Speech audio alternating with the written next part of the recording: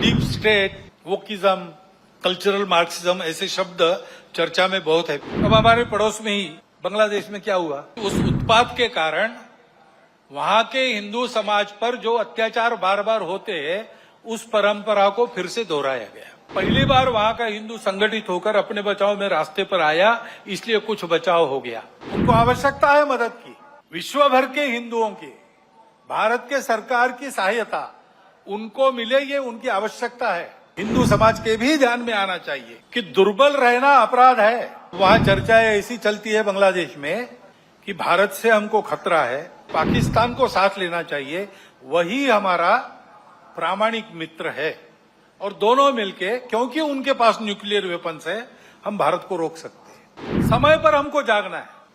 हमारा देश सांस्कृतिक एकात्मता के अधिष्ठान पर खड़ा है। बलि किसकी देनी यज्ञ में चर्चा हुई, कहते हैं क्या घोड़े की? नहीं, वो तो लात मारेगा। हाथी? नहीं, बहुत बड़ा है। शेर? नहीं बाबा, वो तो बिल्कुल नहीं। फिर किसको? तो बकरे को काटो। कुछ नहीं कर सकता। विषमता इतनी विचित्र हो गई कि हमने अपने संतों को, देवों को, सबको बांट लिया। वाल्मीकि जयंती वाल्मीकि बस्ती में ही क्यों होना? अब हमारे पड़ोस में ही बांग्लादेश में क्या हुआ, उसके कुछ तात्कालिक कारण और पहलू है, ये बात ठीक है, लेकिन इतना बड़ा उत्पात तो उससे नहीं होता।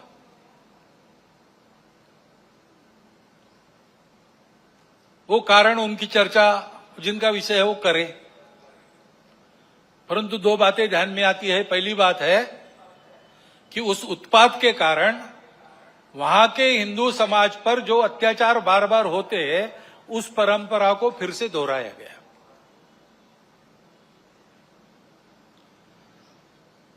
पहली बार वहां का हिंदू संगठित होकर अपने बचाव में रास्ते पर आया, इसलिए कुछ बचाव हो गया। परंतु कहीं कोई गड़बड़ हो, दुर्बलों पर अपना गुस्सा निकालने की ये जो कट्टरपन की प्रवृत्ति है, वो प्रवृत्ति जब तक वहां विद्यमान है तब तक वहां के हिंदू क्या, वहां के सभी अल्पसंख्यक, उनके सर पे खतरे की तलवार लटकी रहेंगी। उनको आवश्यकता है मदद की। विश्व भर के हिंदुओं की भारत के सरकार की सहायता उनको मिले, ये उनकी आवश्यकता है। परंतु इससे ये ध्यान में आता है और ये ध्यान में आना चाहिए, हिंदू समाज के भी ध्यान में आना चाहिए कि दुर्बल रहना अपराध है। हम अगर दुर्बल है, असंगठित है, तो उसका मतलब हम अत्याचार को निमंत्रण दे रहे हैं। निमित्त कुछ नहीं चाहिए, हम दुर्बल है, निमित्त पर्याप्त है। और इसलिए जहां कहीं भी हम हैं वहां संगठित रहना, सशक्त रहना, किसी से शत्रुता नहीं करना, हिंसक नहीं बनना, योगदान देने वाले बनना, परंतु इसका अर्थ दुर्बल रहना नहीं, अशक्त रहना नहीं। इसको हमको करना ही पड़ेगा। लेकिन दूसरी बात है हमारे सबके ध्यान देने की। अब वहां चर्चाएं ऐसी चलती है बांग्लादेश में कि भारत से हमको खतरा है और भारत से खतरा है इसलिए पाकिस्तान को साथ लेना चाहिए, वही हमारा प्रामाणिक मित्र है और दोनों मिलके, क्योंकि उनके पास न्यूक्लियर वेपन्स है, हम भारत को रोक सकते हैं। जिस बांग्लादेश के निर्माण में भारत की पूरी सहायता हुई, जिस बांग्लादेश के साथ भारत ने अब तक कोई वैरभाव रखा नहीं, आगे भी नहीं रखेंगे, उस बांग्लादेश में ये चर्चाएं हो रही है। ये चर्चाएं कौन करा रहा है? ऐसे वर्णन, नैरेशंस वहां पर चले, ये किन किन देशों की हित की बात है? ये तो देखने वाले, सोचने वाले समझते हैं, नाम लेने की आवश्यकता नहीं। हमारे देश में भी ऐसा हो, ये इच्छा है, क्योंकि भारत बड़ा बनेगा तो सब स्वार्थ के दुकान तो बंद हो जाएंगी और इसलिए भारत का यह सामर्थ्य न बने, ऐसे उद्योग चल रहे हैं।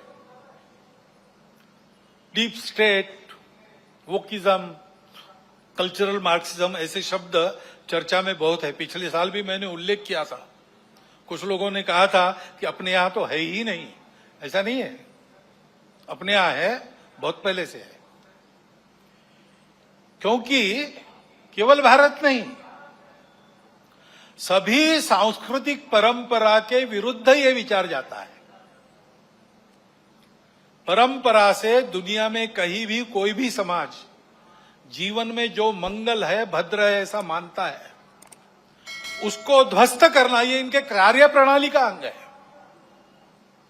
और ये करने के लिए पहला सूत्र उनका होता है इन्वेड द इंस्टीट्यूशंस, संस्थाओं को कब्जे में लो। शिक्षा संस्थान है, विद्यापीठ है, शिक्षा व्यवस्था है, माध्यम है, बौद्धिक जगत है, इन सब पर अपनी पकड़ कायम करके उनके द्वारा समाज में विचारों की विकृति का प्रसार करना, विचारों को बिगड़ना, अपनी परंपरा के प्रति, अपने स्वत्व के प्रति अश्रद्धा से उत्पन्न करना। हम ही अपने लोगों को गाली दे, हम ही अपने बातों को तुच्छ माने, उनकी लज्जा करें, इस प्रकार का वातावरण पैदा करना। इतना बड़ा समाज है, उसकी कई विविधताएं हैं, उन विविधताओं को अलगाव में परिवर्तित करना। नहीं है वहां कोई जबरदस्ती विविधता आरोपित करके हम विविध है इसलिए हम अलग है, हम विविध है इसलिए हम एक नहीं है, हमारे स्वार्थ अलग है, ऐसा नैरेशन देना। इतना बड़ा समाज है, छोटी मोटी समस्याएं सबकी रहती है, बड़ी समस्याएं भी रहती है। समाज की स्थिति में सब कुछ ठीक ही रहता है ऐसा नहीं, सुधारने का भी बहुत कुछ होता है, तो कई अन्याय चलते रहने वाले रहते हैं। इन सबको लेकर एक असंतोष उत्पन्न करना, संघर्ष उत्पन्न करना, टकराव की स्थिति उत्पन्न करना, लोगों को उग्र बनाना, व्यवस्था, कानून, सत्ता, प्रशासन, इन सब के प्रति अश्रद्धा, अनादर का व्यवहार सिखाना, इससे उस देश पर बाहर से वर्चस्व चलाना आसान होता है। पहले जैसा आपस में युद्ध करना अब आसान नहीं है। अब युद्ध इस प्रकार से होता है, इसको मंत्र विप्लव कहते हैं अपने परंपरा में। ऐसा मंत्र विप्लव चल रहा है। और ऐसी भ्रम की स्थिति में उनको देश के अंदर भी कभी बार साथी मिल जाते हैं, जाने अनजाने। प्रजातांत्रिक देश है अपना, अनेक दल रहेंगे, उनकी स्पर्धा चलेगी, ये प्रजातंत्र की पद्धति है। लेकिन समाज में ये अलगाव, टकराव देश की एकता, एकात्मता, देश के वैभव संपन्न होने के प्रयास से बड़े बन गए, अथवा दलों के स्वार्थ समाज की सद्भावना और राष्ट्र की एकात्मता को गौण बनाकर चलाए गए, तो फिर किसी एक का पक्ष लेके उनके पीछे खड़ा रहना, खुद मैदान में नहीं आना। अल्टरनेट पॉलिटिक्स ऐसा कहते हैं, पर्यायी राजनीति। उसके आड़ में अपना ये एजेंडा और ये पद्धतियां चलाती है। और ये मैं कोई कॉन्स्पिरेसी थियरी नहीं बता रहा हूं, पुस्तकें निकल रही है पाश्चात्य देशों से वहां की परिस्थिति के बारे में। पाश्चात्य जगत के अनेक प्रगत देशों में इस मंत्र विप्लव के परिणाम स्वरूप जीवन की स्थिरता, शांति और मांगल्य संकट में पड़ा हुआ उनको अनुभव होता है, हमको भी दिखाई देता है। और भारत के चारों ओर, विशेषकर सीमावर्ती प्रांतों में इस प्रकार के कारस्थानों के चलते क्या क्या हो रहा है हम देख सकते हैं। समय पर हमको जागना है। हमारा देश सांस्कृतिक एकात्मता के अधिष्ठान पर खड़ा है। अंडरलाइंड कल्चरल यूनिटी, ऐसा हमारे संविधान निर्माताओं ने भी अन्यत्र भाषणों में कहा है। और नैतिक विचारों का, अध्यात्म के सत्य का एक बलशाली अधिष्ठान हमारे समाज की स्थिरता को, आपस के संबंधों को, व्यक्तिगत और राष्ट्रीय व्यवहार को मिला है। इन आधारों को नष्ट करने के कुप्रयासों को समय के पूर्व हमको रोकना पड़ेगा। उसके लिए समाज को प्रयास करने पड़ेंगे। एक ऐसा राष्ट्रीय नैरेटिव चलाना पड़ेगा, उसके लिए योजना बनानी पड़ेगी।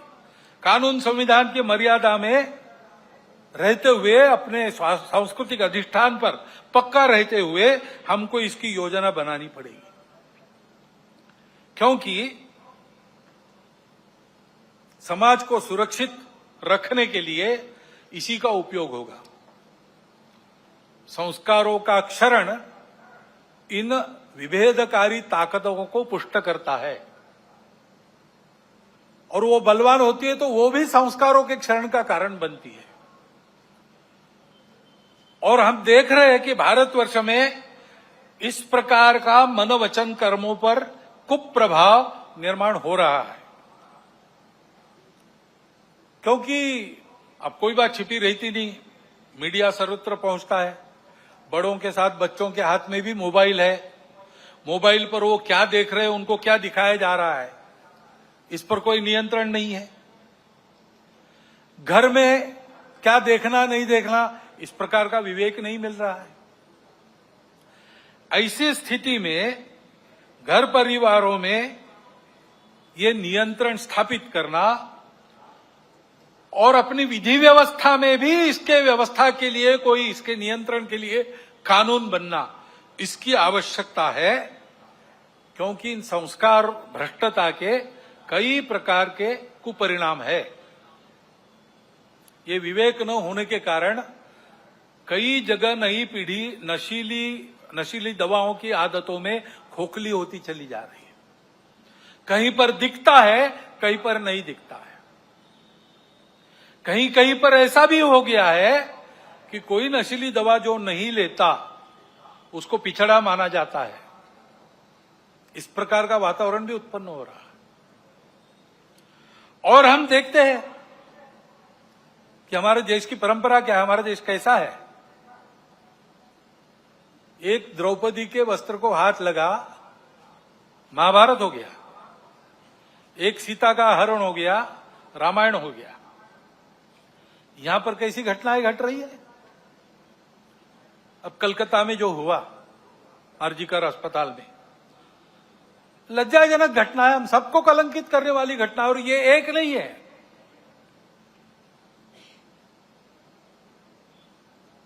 घटनाएं होती है, उसका नियंत्रण वगैरह करना। जैसे वहां खड़े हो गए समाज के सब लोग डॉक्टर लोगों के साथ, घटना होने ही नहीं देना, इसलिए चौकन्ना रहना चाहिए, सुरक्षा देनी चाहिए। परंतु होने के बाद भी वहां जिस प्रकार से टालमटाल का प्रयास हुआ, अपराधियों को संरक्षण देने का प्रयास हुआ, ये जो अपसंस्कृति फैली है, उसके साथ अपराध और राजनीति का जो गठबंधन हो गया है, उसके ये परिणाम है। हमारी सांस्कृतिक देन है ये दृष्टि जो कहती है मातृवत परदारेश, पराई स्त्री माता समान है, जिनसे प्रबोधन प्राप्त होता है परिवार में, अपने परिवार के जनों से प्राप्त होता है, और माध्यमों के द्वारा जाने अनजाने समाज इनसे ग्रहण करता है। वहां यह भान रहना चाहिए कि हम क्या परोस रहे। वहां अगर इसका भान नहीं रहा, इन मूल्यों का तिरस्कार हुआ, उपेक्षा हो गई, तो फिर वो महंगा पड़ेगा। और इसलिए वहां पर इसका भान रहे और मूल्यों का प्रबोधन हो, इसके लिए हमको व्यवस्था करनी पड़ेगी।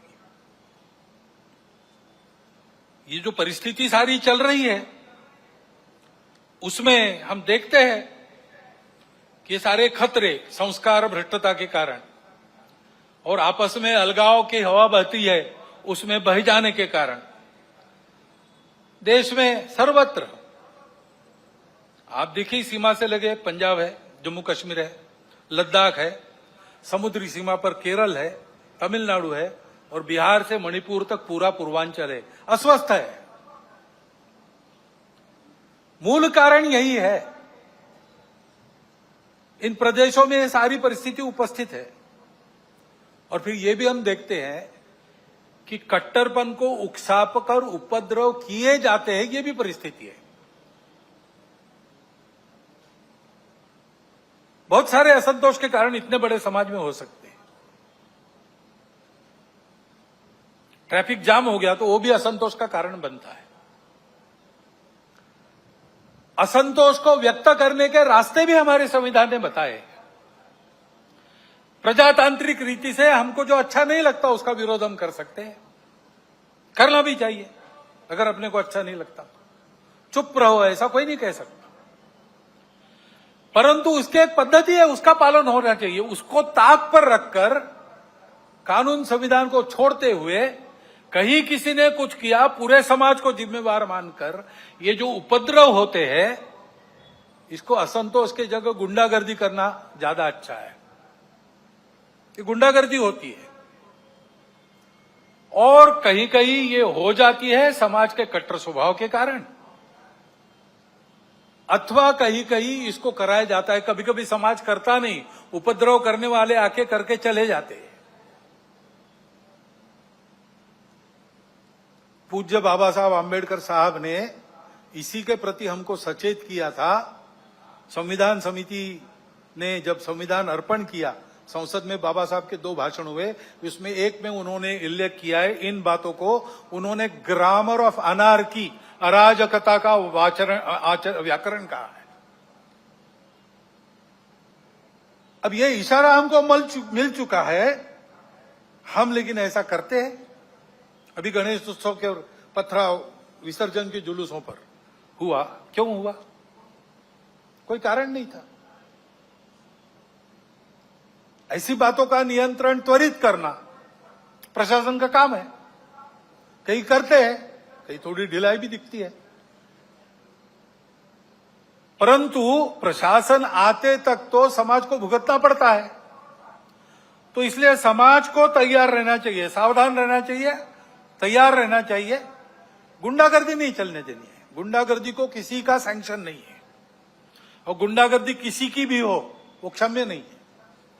अपना और अपनों का प्राण और चीज वस्तु, इसकी रक्षा करना ये अपना अधिकार है, मूलभूत अधिकार है। बातें प्रशासन को, पुलिस को करनी है, उनको ही करनी देनी चाहिए। उनके आते तक अपने प्राण को बचाना, अपनों के प्राणों को बचाना, ये अपना अधिकार है। उसके लिए समाज को सजग रहना पड़ेगा। सजगता से होगा ही नहीं, हो गया तो सन्नद्ध भी रहना पड़ सकता है। भाई वर्णन सारा किसी को लड़ाने के लिए नहीं कर रहा हूं, डराने के लिए भी नहीं कर रहा हूं। ये परिस्थिति है, दूसरी भी है, अच्छी परिस्थिति भी है, अच्छी बातें भी हो रही। हमको इस परिस्थिति में से जाना है, और इसलिए क्योंकि हम सबकी इच्छा है अपना देश एकात्म हो, सारे झगड़े समाप्त हो, अपना देश बड़ा बने, सबकी इच्छा है, सबका कर्तव्य भी है। और इसलिए समाज की एक विशिष्ट प्रकार की स्थिति चाहिए, विशिष्ट दिशा में प्रयासों की आवश्यकता रहती है। समाज स्वयं जगता है, अपना पुरुषार्थ करता है, तब महापुरुष, संगठन, संस्थाएं, प्रशासन, शासन, ये सब सहाय्य कार्य होते हैं। समाज की स्वस्थ स्थिति से सारे उपद्रव टल जाते हैं।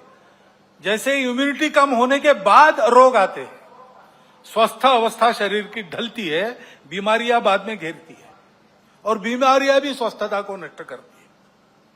और इसलिए यह स्वस्थ अवस्था समाज की सशक्त अवस्था, यानी समाज की संगठित अवस्था है। समाज को सशक्त रहना चाहिए, संगठित रहना चाहिए, क्योंकि दुर्बलों की परवाह देव भी नहीं करते। अश्वम नैव गजम नैव व्याघ्रम नैव च नैव च, बलि किसकी देनी यज्ञ में चर्चा हुई। कहते हैं क्या घोड़े की? नहीं, वो तो लात मारेगा। हाथी? नहीं, बहुत बड़ा है। शेर? नहीं बाबा, वो तो बिल्कुल नहीं। फिर किसको? तो बकरे को काटो, कुछ नहीं कर सकता। देवो दुर्बल घातका। और इसलिए इस स्वस्थता को, संगठित को उत्पन्न करने के लिए संपूर्ण समाज में कुछ विषय हम शताब्दी वर्ष के पश्चात ले जाएंगे। अभी 1.25 साल शुरू हुआ है, वो पूरा होगा 1925 में। उसके बाद साल भर शताब्दी वर्ष का कुछ चलेगा। उसके बाद समाज में हम विषय लेने जाने वाले हैं। समाज के स्वस्थ स्थिति की पहली शर्त है सामाजिक समरसता और सद्भावना। इसके बिना संगठन संभव नहीं। और इसलिए इन बातों को ले जाना है। लेकिन ये बात ले जानी है, कार्यक्रम ले जाने से नहीं होता। कुछ प्रतीकात्मक कार्यक्रम कर लिए तो समरसता सद्भावना नहीं आती है। व्यक्तिगत स्तर पर, पारिवारिक स्तर पर काम करना पड़ता है। समाज के सभी वर्गों में व्यक्तियों की और कुटुंबों की मित्रता होनी चाहिए। मैं जितने दायरे में घूमता हूं, फिर काम करता हूं, वहां के सब प्रकार के रहने वालों में मेरे मित्र होने चाहिए। मेरे परिवार के मित्र कुटुंब वहां सब प्रकार के रहने वालों में होने चाहिए। भाषा विविध है, पंथ संप्रदाय विविध है, खान पान रीति रिवाज सब अलग अलग होने के बाद भी ये कुटुंबों की और व्यक्तियों की मित्रता, यही समाज में समरसता लाती है। प्रबोधन करने के लिए बाकी सब काम आता है, आचरण करने के लिए ये प्रत्यक्ष मित्रता चाहिए। और जहां जहां लोगों को समझाना संभव है, अपनी इतनी साख है, वहां समझा के पर्व त्योहार सबके होने चाहिए। ये विषमता इतनी विचित्र हो गई कि हमने अपने संतों को, देवों को, सबको बांट लिया। वाल्मीकि जयंती वाल्मीकि बस्ती में ही क्यों हो? वाल्मीकि ने रामायण तो पूरे हिंदू समाज के लिए लिखा। तो भगवान वाल्मीकि की जयंती सब मिलके मनाए, भगवान रविदास की जयंती सब मिलके मनाए। सारे पर्व त्योहार मिलके पूरा हिंदू समाज करे, सहभागी हो, बाहर से सहभागी हो, अंदर जाकर सहभागी हो। ये सहभागिता चाहिए। और समाज के श्रद्धा के या उपयोग के जो केंद्र होते हैं, मंदिर है, पानी है, स्मशान है, वो सबके लिए खुले चाहिए, ऐसा वातावरण चाहिए। ये हमको करना पड़ेगा। इसको लेकर हम समाज में जाएंगे। अपने समाज में अनेक जाति वर्ग है, उनका अपना अपना नेतृत्व है। उस नेतृत्व के हाथ में संस्थाएं हैं, उन संस्थाओं के द्वारा उन जाति वर्गों का संचालन होता है, अच्छी तरह होता है। ये सब जाति वर्गों के जो मुखिया लोग हैं, वो अगर नीचे खंड स्तर तक, ब्लॉक स्तर पर एकत्रित आए और आपस में बताए कि अपने जाति के उत्थान के लिए उनको समय के हिसाब से ठीक प्रकार का प्रबोधन, क्या क्या खतरे हैं समाज जीवन में, उससे अपने आप को कैसे बचाना, इसके बारे में जानकारी, देश दुनिया में क्या चल रहा है इसकी जानकारी, ये हम अपने समाज में कैसे देते हैं, उनका जीवन अधिक उन्नत हो, अधिक संस्कार वाला हो, भौतिक दृष्टि से सुखी हो, क्या क्या कर रहे हैं, आपस में शेयर करना, बताना। कल्पनाएं मिलती है अन्य लोगों को प्रयास करने के लिए। लेकिन इनके साथ और दो विषयों की चर्चा करना। अपने अपने जाति वर्ग के लिए हम ये सब कर रहे हैं, बहुत अच्छी बात है, परंतु हम सब मिलकर अपने उस खंड में समाज की कौन सी एक समस्या है जो हम उठाकर अपने बलबूते उसको ठीक कर सकते हैं। पूरे समाज की कोई समस्या, हर 2 महीने बैठते तो 2 महीने में एक कोई समस्या उठाकर उसको ठीक करना, सबने मिलकर तय करना, इसको हम हाथ लगाएंगे, इसको हम ठीक करेंगे।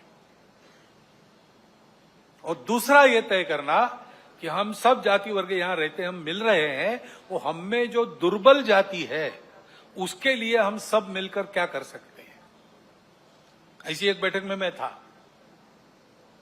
वह वाल्मीकि बंधु थे, उन्होंने खड़े होकर बताई अपनी समस्या। हमारे बच्चों के लिए विद्यालय नहीं है, सरकारी विद्यालय चलता नहीं है, प्राइवेट विद्यालय हमको पुराता नहीं है, बच्चे कहां पढ़े। तो वहां राजपूत समाज के लोग बैठे थे, खड़े हो गए, उन्होंने कहा आपकी बस्ती तो हमारी बस्ती को लगकर है। उनका है, बोले हमारा स्कूल है, 20% लोगों को हम लेंगे, बिना फीस के पढ़ाएंगे। और वो काम शुरू हो गया। समाज में विभिन्न जाति वर्गों के लोग बैठकर नियमित इन 3 विषयों का विचार अगर करते हैं तो समाज में सद्भावना नहीं रहेगी तो क्या रहेगा। और कौन उस सद्भावना को तोड़ सकेगा, क्योंकि सब जानते हैं कि हम अपना भी विचार करते हैं, सबका भी विचार करते हैं, हम सब एक दूसरे से लगे हैं, हमारे संबंध है। ये करना पड़ेगा, इस बात को लेकर हम जाएंगे।